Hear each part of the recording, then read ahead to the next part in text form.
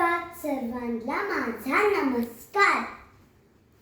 माझे नाव सिया विजय पायगुडे आहे. मी आता दुसरीत शिकत आहे.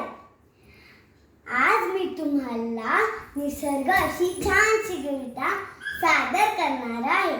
माझे कवितेचे नाव आहे निसर्गाची साद.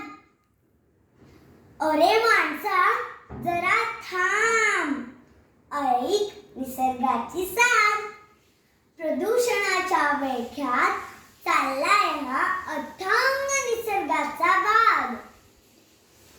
श्वास कोंडला हवेचा पाणी झाले गडूळ. श्वास कोंडला हवेचा पाणी झाले गडूळ.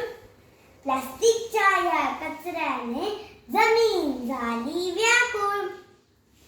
तोडू नकोस हिरवी झाडे, तीच तर आहेत आपले प्राण. शुद्ध हवा आणि पाऊस हीच निसर्गाची खरी आण.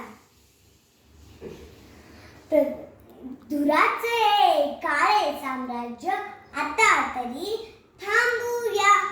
धुराचे काळे साम्राज्य आता तरी थांबूया. धरती मातेच्या चेहऱ्यावर पुन्हा हास्य फुलवूया. झाडे लावूया, झाडे जगवूया, हातचे ध्यास धरू.